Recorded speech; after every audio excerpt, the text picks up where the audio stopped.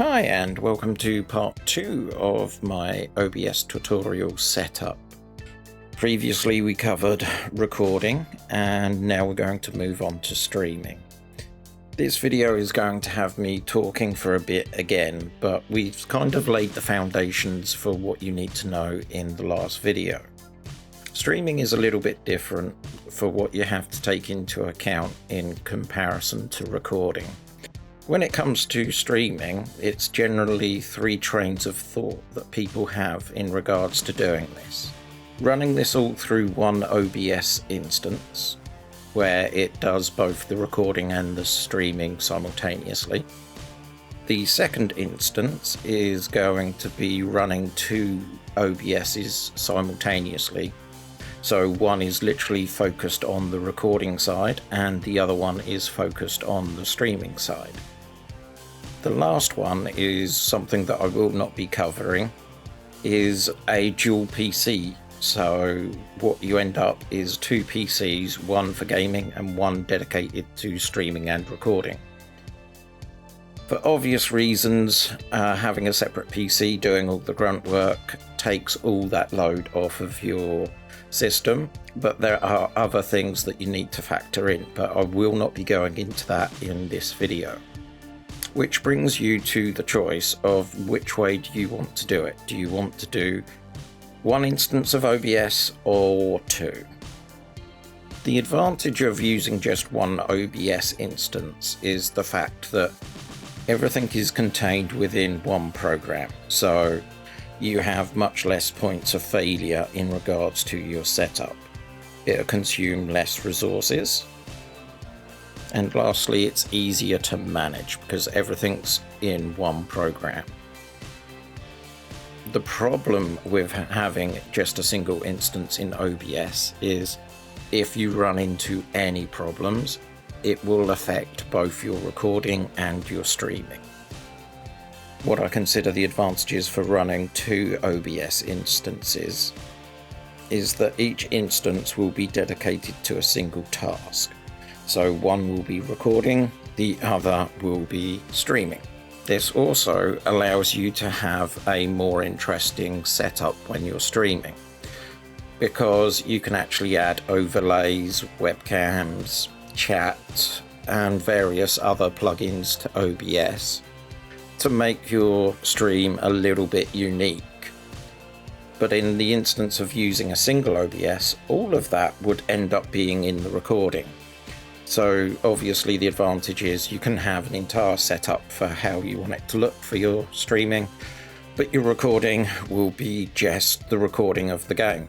In the instance of my channel, I would often have an overlay on my stream and have something a little bit more unique. But for when I'm actually uploading videos to YouTube, I do not want all the elements that I add in my stream into my actual YouTube uploads. This will be purely down to your own personal preference. As I cannot predict which way you're going to go, I'm going to have to pretty much go through both setups in this, showing you how to expand upon the recording base template that we made in the previous video.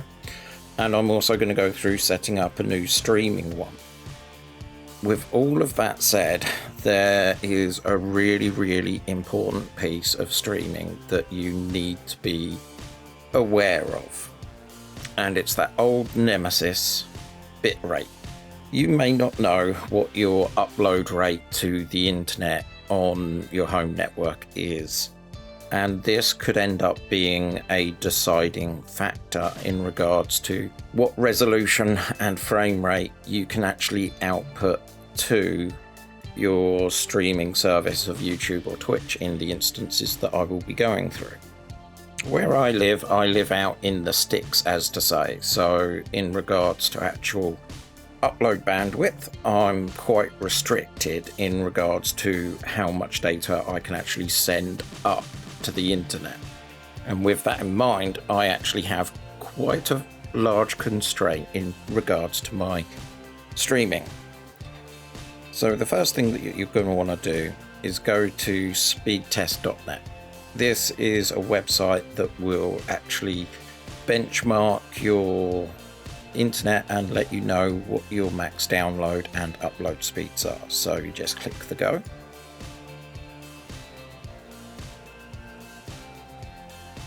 So right now it's testing how fast I can pull information off the internet, and as you're seeing, I'm getting about 34 meg, which is about average for my internet, I hate to say. And then if we look at our upload, I've got a maximum of about 9 meg up, which has actually gone up by 2 megs since the last time that I actually ran this test. So this is something that you probably want to add into a notepad and keep track of, because this is going to be important information going forward. Because with streaming you're trying to basically upload a video file simultaneously whilst playing it, there are certain limits that you make this a hard reality in regards to what you can and cannot do. For instance, both Twitch and YouTube have upload minimums and maximums for different resolutions. So if we take a look at Twitch, which will be linked in the description below, they're basically saying stereo, the bit rate of the audio, the maximum bit rate of the audio, and sampling frequency. So if we have a look at this for NVIDIA, which is the situation that I'm in, they're saying for 1080p 60 frames per second you need a bit rate CBR of 6000. Remember, CBR is constant bit rate, and that is for around 60 frames per second.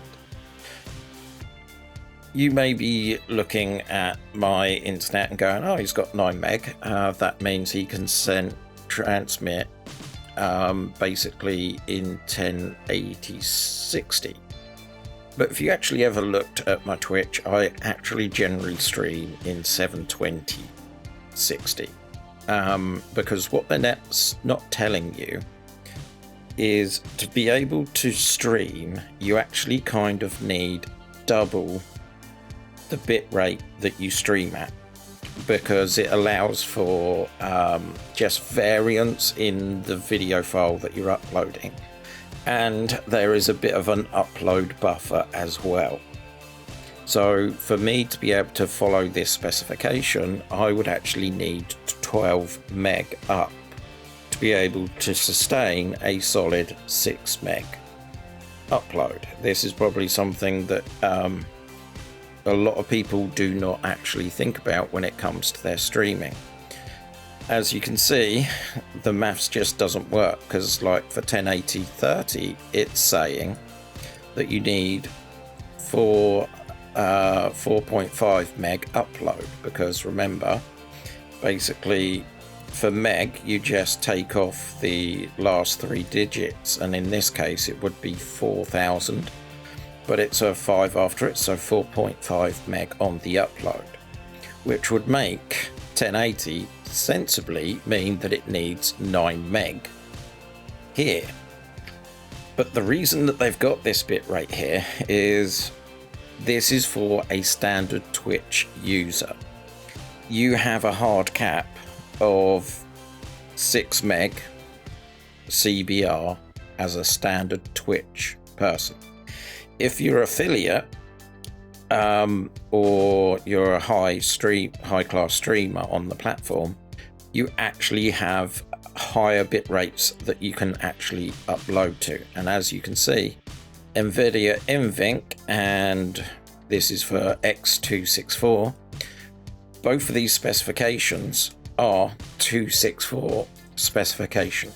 At the current time of doing this video, which is in January 2024, Twitch only supports 264 streaming. It does not support 265, and it doesn't support AV1. Given how in the last couple of weeks there has been another layoff within Twitch of around 500 people, they was talking about having AV1 implemented in the near future, but I think that's going to get delayed by what's going on in the industry. This is a handy site because it gives you sort of the tech info in regards to what you want to be doing for streaming to Twitch. If you go over to YouTube though, you have a much more interesting time, because YouTube not only allows 264 uploading, but it also supports 265 and AV1. So it supports the newer video codecs. So we're not going to be looking at streaming at 4K or 1440p. So the first column is minimum, then it's maximum, then it's recommended. And that's for 264. So if we look at my 720-60 FPS, it says 6 meg. And because of how well I know the 264 codec, I was actually able to have a slightly higher rate of 4.5, but I used a custom buffer size to restrict it from going over the 6 meg limit, because at that point in time I only had 7 meg on the up. But if we look at the 720p, the minimum is 3 meg and the maximum is 8 meg for the 265 and AV1. Where it gets more beneficial is when you start looking at 1080-60. Because YouTube, if I had the internet to support it, will accept 12 megabits. 12 meg up on your 264 codec, which is double what the Twitch actually lets you upload with. But if you end up trying to actually upload in 265 or 264, which I would recommend because they are much more efficient at compression of video, then you can actually run at a lower bit rate. In this situation, I would again kind of be aiming for about 6 meg, and I have actually done a test when my internet was capped at about 7 meg up of doing 1080p streaming to YouTube using AV1, and I didn't have any problems. They also give you a lot more information and layout in regards to how they want your encoder set up. I pretty much always ignore the 4.1 kilohertz and just stream in 48. That's kind of my standard idea. And they sort of recommend Rec 709 for streaming. So we're going to be keeping note of that, because again, this is going to play into an advantage of running dual streaming system instead of just one OBS instance.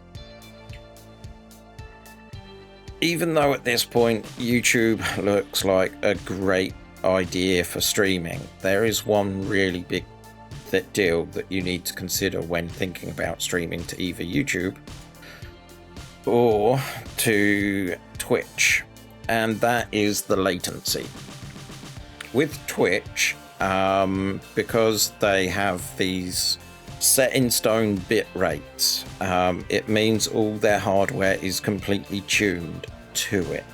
So you'll actually be able to have near enough simultaneous conversation with people in your chat. So someone bringing something up in the chat and you react to it would pretty much all happen within 15 to 20 seconds of the stream. Because of YouTube having a larger, wider range in regards to what it does, it adds more latency. You may get a comment on the stream straight away when someone types it in, but your response can be anywhere from 30 seconds to a minute after that initial chat was actually typed in. YouTube does have options for lower latency, so you can have more real-time conversation with your audience, but it comes at the cost of quality, and I'm a person that likes trying to deliver high quality things, so it's very difficult to try and decide. You can stream to both, but normally you would have to look into either having a third OBS setup, which is also something that I do not recommend, or you'll have to go through a restream site, so you actually stream to this third party that then sends your information out to YouTube and Twitch simultaneously, which again adds more latency, and they're going to have different limits imposed in regards to what you can actually achieve bitrate rise, which determines your quality of your stream. It's a bit of a nightmare, and it's going to be one of those things that you're going to have to just try and get a feel for. At the moment I'm not streaming, but if I do actually decide that I'm in a place physically where I can start streaming again, I'm actually thinking of going just into YouTube, because it supports AV1 and 265 encoding for streaming, and it allows me on my limited connection to either get a very, very nice crisp 720p 60 frames per second, or a middle of the road 1080 60. So it actually gives me more options in regards to what I can stream at and the quality therein. So with all that said, let's go back to our OBS. First thing I want to do is something purely aesthetic, and it's something that I recommend that you do to your base, so future projects will have this included. At the bottom right hand corner here I have scene, and what it allows you to do, have multiple different setups for what you can output, and then you can switch between what you have displayed on screen. So in this instance, this is like for recording, and it obviously has all my audio set up. So what I would do is I would rename this to recording, and then this one I want to rename to pause. The aim of this is we're going to make a scene so that if you get called away, you can press this button and it'll kind of completely change the scene, which means if you're editing it on to go onto YouTube, you'll have a distinct change in the video, so you know where you want to cut out where you did it. And the way that I kind of do this is actually quite simple. It's going to involve making a load of images. So in my instance, I make a background. I have a folder on my desktop which I called for streaming, that I've put the relevant things in that I want to. So as you see, my backdrop just there, I just put that in and we make it fit the screen. So now we've got a backdrop. Then as normal, I go image and I call this test, because this is going to be my test pattern. Well, not mine, but the one that we downloaded previously. And in this instance, we're going to maintain the aspect ratio, but make it a bit smaller, move it about there. And then I'm going to add overlay. And this is a custom PNG that I did that has a border, has my logo, has, you know, why this is being displayed, and the links to both Twitch and YouTube. So that can just sit on top, and then we go test, and we kind of go, oh, it's not using too much space, so if we bring it out a bit, and there we go, we've got a basic test setup. So now when you're recording and something happens and you want to be pulled away, you can just flick it onto pause. What I also like to do is add media source, and I call this music, if I can spell, and I go hot heat. This is a song that's available off of YouTube, and we go OK, and you instantly see that this volume level is huge. So what you want to do is keep adjusting this, and it's only meant to be like a background. So for background, I keep to the maximum of this green. Another little trick that I do is if we go to advanced audio properties, monitoring, it says monitor off. You can monitor only, but it won't go into the recording. I like to monitor an output. This way, when you actually have your pause screen running, it will actually be playing in your headphones. So if you accidentally change scene, then you'll have an audible thing going on in your ears to go, oh yeah, I'm on the pause screen. And just like that, we've got two scenes that we can flip between. The last little bit that you want to do is go hotkeys, scroll down, and remember how I've been using the square brackets and the hash for mute? You got colon and semicolon there. So switch to pause. I will put in between everything, and switch to recording, put it to the other one. So now we have keyboard shortcuts, so you can easily switch between the two. So as we've now set up the pause screen, the next thing we need to do is reset up our streaming settings. So what I recommend is selecting the type of account that you want to go with, and then log in to that location. I will give an example of my YouTube. I'm probably going to edit out me putting in my sensitive information.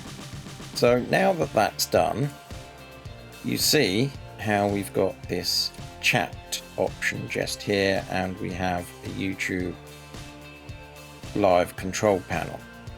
That'll require you to sign in, which I don't want to do at this point in time. But you also gain a chat option, which is going to be really handy going forward. So we put the chat there, and once the broadcast starts, we will be able to have our chat actually displayed in this box just here. So the next thing that you're going to want to do is go into your settings and go output. The idea here is that you're going to be configuring your streaming protocol. So if we open here, as you see, I have CPU 264, NVIDIA 264, NVIDIA 265, AV1 and AV1. Under here, we have rescale output. This you may want to enable and say 720p. The other thing that you want to do is change this to the maximum bitrate that both Twitch and YouTube have in common, which is about 160. Because if we look over here and we scroll down, that's 128 kps for stereo or that, so I've actually overcooked it a little, so we've got to match that. So our first audio channel, I'll go into it another time, what we're going to do with other audio channels, is now set to the correct way to be formatted to go in streaming. Now this is one area where it's going to get complicated, so I will start at one end and I'll go all the way to the other. So starting with CBR using CPU to output at 1080/70. I normally do a custom setup, so I change that to a 4. And then what I do is I get a calculator, bring that over here, and we're working to a 6 meg cap, say, so we minus 450 equals, oh, let's try that again. Do 6000 minus 4500, which gives us that. Then we minus off our audio bit rate, which gives us 1.372 megabits. So I override and tell it to use a custom buffer, and I set it to 17372. So now the bitrate with the audio and the buffer now comes to 6 meg. As per both here, keyframe frequency 2, keyframe in interval 2. So it's a global setting, so we set that. Profile, this affects what can watch it. Like baseline is X264 as it first ever released, which means it's maximum compatibility, but the quality is a little bit lower. Main is kind of what they introduced with DVDs, as to say, to try and improve the quality of DVDs. And then high is something that's come in more recent. So if you are streaming onto Twitch and you want mobile phone users to be able to easily watch, it may be better to go baseline or main, because this would be more compatible and easier for the viewer to watch if they're on the go. High is kind of reserved for, you know, if you're just going to be going for like a PC audience. So this will change depending on your own situation. I'll put main for now. Tune, do not worry about it. These are specifically for very, very particular situations of which that you will not need them. And that's kind of how I would set up 264 at 720. If I was doing 264 at 1080, then what I would do, given my new understanding of my 6 meg, 9 meg, so I'd want about 1 meg buffer, which means I've got 8 meg to work with. So with that in mind, if I did, sorry, wrong one, 6 meg up, and then the last value was 1372, so I'd add half a meg to it to make it 152, which means I'll then be with audio uploading at 6 meg, and you're restricting the amount size the buffer can actually be. If we have a look at streaming HEVC, again you've got to go CBR. I, in this situation, would probably pick 4.5, because if you double it, it's at 9 meg, which is what we established is up my upload.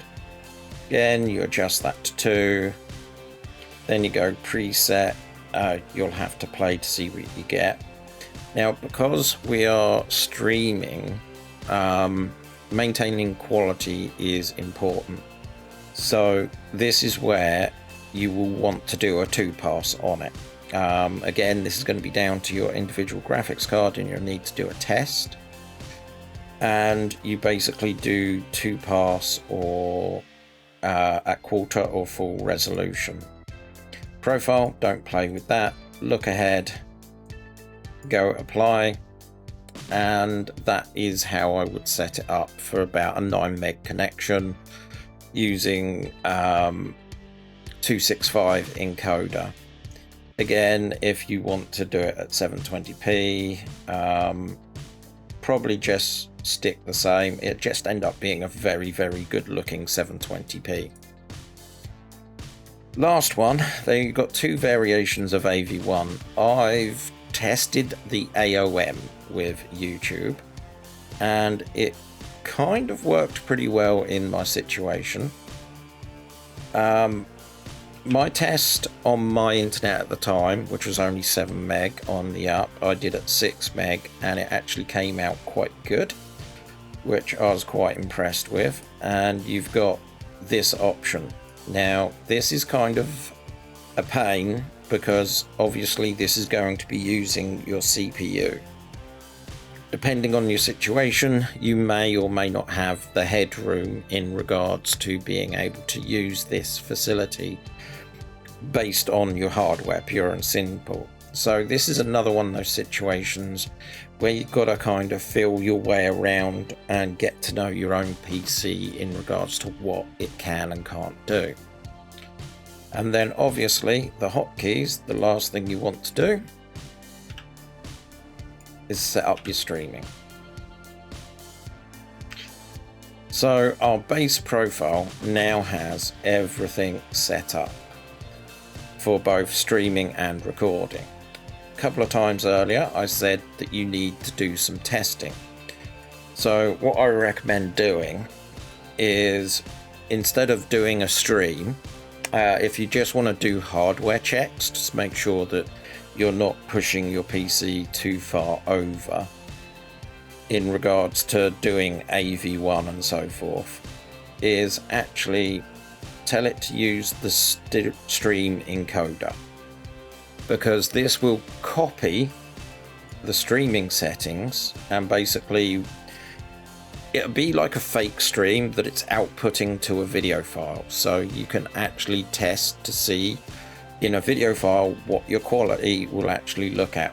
Once you're kind of happy where everything's set, you then can go back to this, and as you see, it remembers pretty much all my settings. So this is the base completely updated and ready to go. So now, as we now have our base template all done, what we want to do is duplicate this and call it rec plus stream for recording and streaming.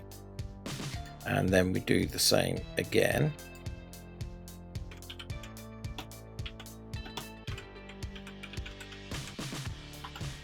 And everything is kind of looking good and happy. Everything's where it should be. Basically add your sources. So we'll add our window capture, which we will not be using, so we can just have that on standby. Do our display capture, and there we are, that's all ready to go. And then we add our game capture. Obviously game capture is small, so we need to transform it to fill the screen. We have our pause menu already set up. We have a double check. So YouTube set up.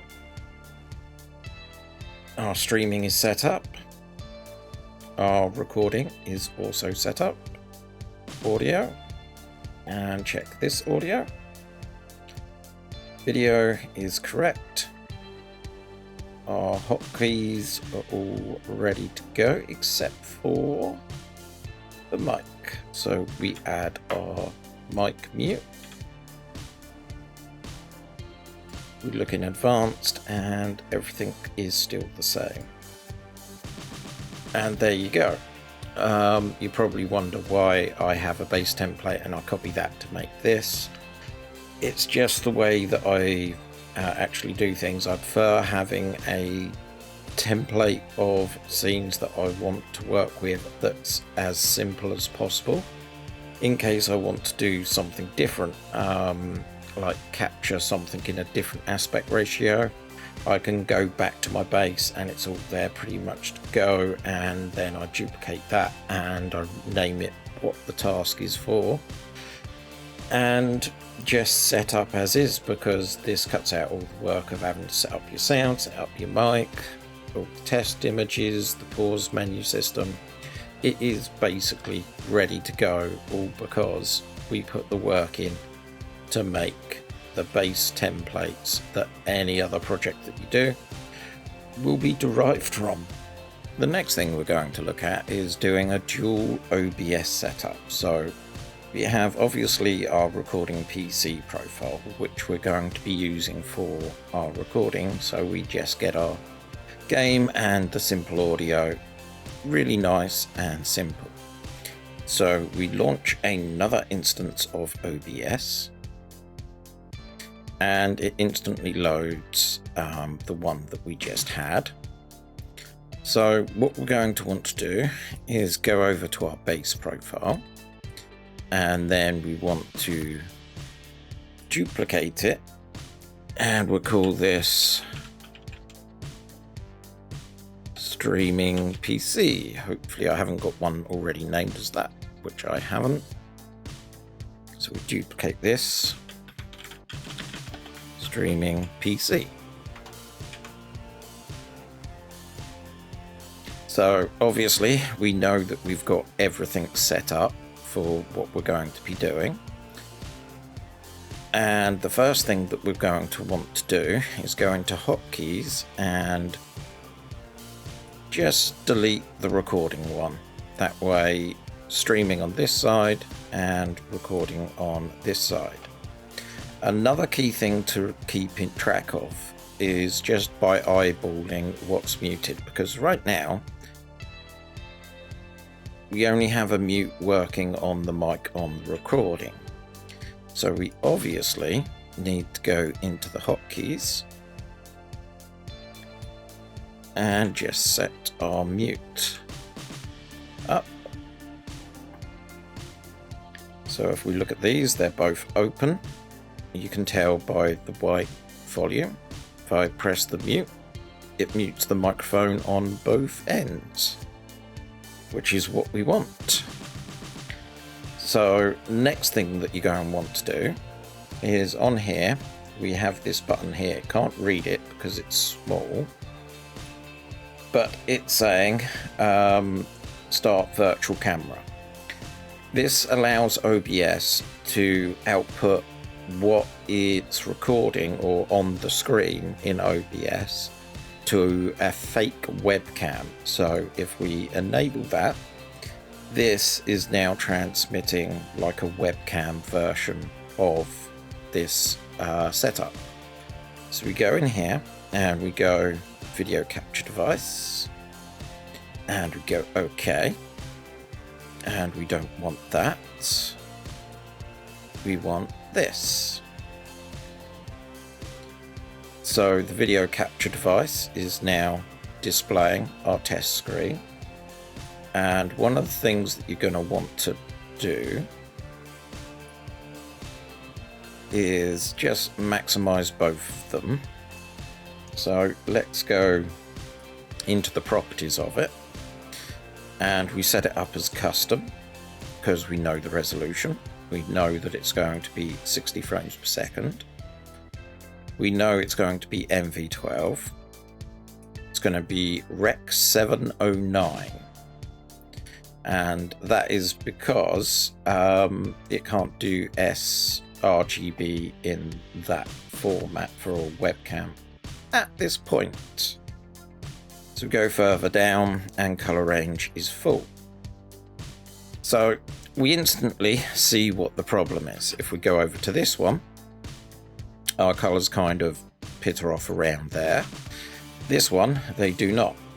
So what we need to do is go into filter, go into effects and add color correction. The one you want to focus on is brightness, and you basically just hold it down, keep bringing it down till you see what is about right. So 50, if I remember correctly, it's about 75. So it's at 0.0075, and that kind of matches, which is good. That's what we want. Now this is where it gets all fun. So if we get that, and we're on the wrong one, so let's solve this confusion. So here we are, we've got these set up correctly now, and these are mirroring. The next thing you want to do is going to advanced, turn off enable browser source hardware acceleration. You're going to need that turned off to be able to get chat working on YouTube.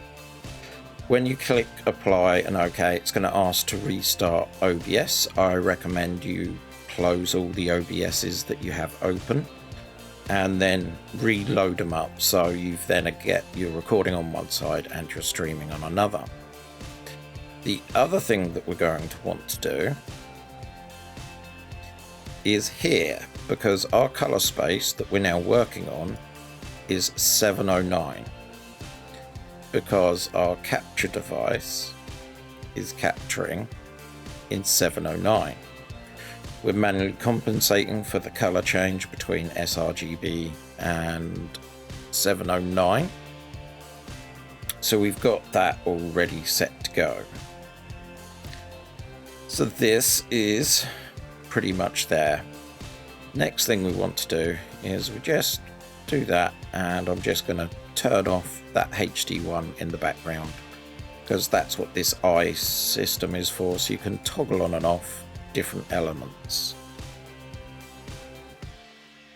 Now the advantage of having a separate instance for recording to streaming is you can actually have a little bit of fun with your streaming setup. So what I'm going to do is we're going to call this stream 1, go OK, browse, and on my desktop I have for streaming, and I'm just going to grab a few images I have. Also for this part I recommend making this full screen so it's easier to work with, and I'm going to load up some of the visual elements that I used in a stream for a while. So we call this stream 2 because I'm not really feeling all that original, and we open that, and then we go add image stream 3, go OK, and we pick the small screen. So here's the plan. We get our small screen and we do that, and now it's just try and make everything fit onto the screen. So if we bring that up and do that, and we bring this up a bit, it could be a little bit wider. Okay, we've got a bit of an overlap, but that's okay, it kind of works. So the next one, we go to this other layer and we want to make that sort of dovetail into that setting. So we get our video capture device and we kind of line it up to within the border. So this is kind of where the game's going to be. And then the last little trick that I do is we add an existing, because in the pause screen we've got a background image, so I grab that, and obviously that's huge. So what I want to do is there's this lightly coloured band in the middle. That's the bit that I'm after. So there's that. Now at the moment that's sitting on top of everything. So what we want to do is move that down in priority, because it builds up in layers. So now that background's right at the back of everything else, and you've got this lovely little setup here. Then we have this screen here. So if I go video capture device and call this webcam, and this will be going to that, and I go custom, and this webcam supports 720p at 60 frames per second. Video for I'll leave those all as default, and we go OK. And the next challenge is kind of resize that. So yeah, kind of in there, and then same deal, get that, click this down arrow and move it down to just above the background, and you've kind of now got me doing the chatting. Probably make it a little bit smaller because my head's getting squished. And you up a bit, and there we go. And as you see, I've now got a webcam basically being displayed in the overlay. The game can be going there. So what else can we do? This is kind of where I like OBS, because you can really put your own stamp on things. So one of the things that is a really great place to visit is in the OBS forums is a section called Plugins. And all of these are add-ons that people have written to be able to get different type of effects or things to happen. There's a whole load of them. Basically, you just go in, see if it's for you, and give that a go. The one that I'm concentrating on is one called Waveform, because this allows you to make audio waveforms within OBS, which I find kind of neat. So go to the waveform, and then you click go download. It'll take you to their GitHub page, and then you just scroll down, assets, and you download the setup exe, and then install that. Once it's all installed, close down your OBSs again, relaunch them, and you'll be faced with Waveform Visualizer. So if we load that and we then point it at our microphone, you'll all of a sudden can see my lovely voice as a waveform. But that's not exactly what I want to do with this. So what I want to do is I'm going to get it over here, because this is actually where I'm going to want it. There are a lot of options. I could go through them in depth in regards to what you can do, but I actually think it's best if you play and see what's happening. Is at the moment it's in display mode curve, so it's showing the waveform. You can have it separate into bars and stepped bars, or you could just have a level meter for left and right and so forth. The type that I want is stepped bars. That kind of works really well for me. You can define how wide the bars are, the gap between them, how large each step is, and the gap between each step. So there's a lot of customization here. I don't play with that, but the one option I'm going to want to do is I want to turn it into a radial layout. So now if we kind of put it in here, I can now roughly line up where it's going to go, and just by some fine tuning and tweaking, I can get the audio inside there. But the audio's starting on the outside and it's going to the inside, so I want to invert the radial direction so it's actually coming out of the center. And the reason that I do this is because if I then go down here and change my color to say this blue and hit OK, it's kind of all radiating out. And you kind of do some speech, see where you're sitting, and I normally kind of enlarge it a bit and try and get the blue starting from just outside the white section in the middle. So when I'm talking, you kind of got this interesting visualization going on with your actual mic audio, which is quite neat. And I kind of liked that for a while, and that's kind of what was in my stream. Obviously, another option that you can do is you can load up one of these, Waveform Visualizer, set it to your sound card. And at the moment, I have no audio playing. So what I'm going to do is just minimize you, go for my streaming folder, load this up in Media Player, and unmute. And I drop the volume in my headset. So as you can see, we're now getting that visualization.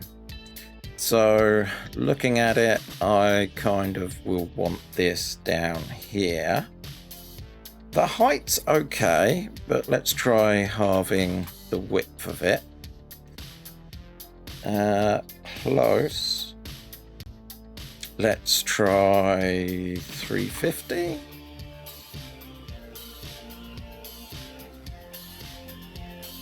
I wish snapped grid wasn't on.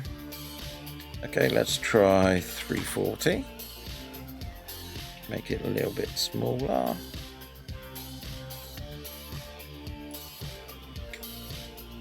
Okay, we'll do it the manual way then. Bring you up. So we have our audio there, but again, I kind of don't like the curve. So I'll put it to just stepped increments.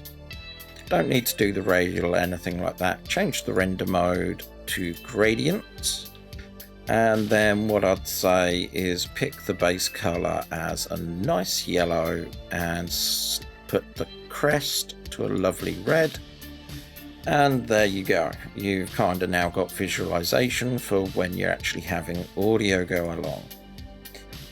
Looking at that, it needs to just come up a smidgen and a smidgen more. And there we are. I now have webcam, I have visualization for my mic, and I have visualization for my sound. The next part is a little bit more awkward to do. So what I'm going to need to do is we go into YouTube, left click, and then I go right click on go live and open new tab. It's at this point that you're going to get a big thing over the screen so you don't see any of my details. But what we want to do is go to the chat at the right hand side and go pop out. And then you can minimize that. Yes, there's a lot of test in here because I was doing testing for this. Because what I want to do is in this little gap here is I want to add like chat. So we go to a browser source and we call this chat for obvious reasons. So this is coming up with something absolutely horrid right now. So looking at this, I probably will want around 1500. Yep. And then just scoot it across and up a bit, so. And you're probably looking at this and going, oh, that's way too big. So what we're going to do is I'm going to show you what happens if we just do it this normal way. So we select the address bar of the chat and we go copy, and we go into chat and we go into the properties and we point this browser source to my chat. So now what happens is we literally get my chat window in here, which is not what you want because it's overloaded and the actual chat starts a little way up there. This is where chat v2 comes in. You can Google just chat v2 or one word and it'll take you to this site. This will allow you to create your own custom chat in regards to how it actually visual looks. It'll display how you currently got it set up on the right hand side. So you can alter this to your heart's content. Again, I recommend that you take time to have a play, because what it does is it takes all these settings and it puts it in a bit of code right here. So once you made all your alterations you want, right click down here, select all, right click, copy. Then we go to our OBS instance and we go chat, properties, and you see how this has custom CSS, and the thing that we just copied is CSS. It's a programming language. And we paste that in, we go OK, and all of a sudden there you go. We've now got our chat being displayed, and to demonstrate that it's kind of going in real time, if I bring this over and type in "this is a test to see how it works,"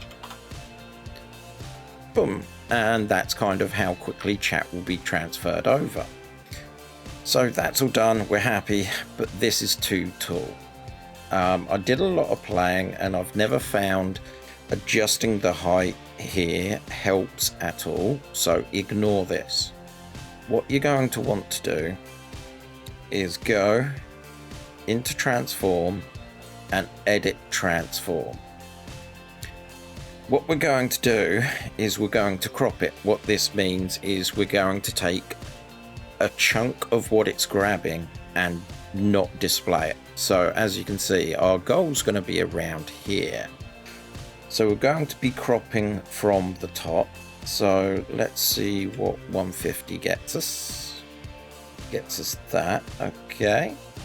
So let's try 300. 3,000 is too much. How about 400? Almost. 50? Maybe. So let's slot that down.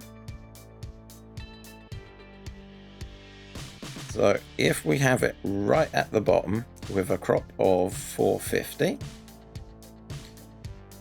and then what we do is we get this chat and we just move it down to underneath screen 2. So the chat will not be over the top of that. So that is kind of one way to do a streaming setup. When you stream, you're going to be able to have like your music visualization or the game that's coming on. You're going to have the chat that people are responding to displayed within the stream.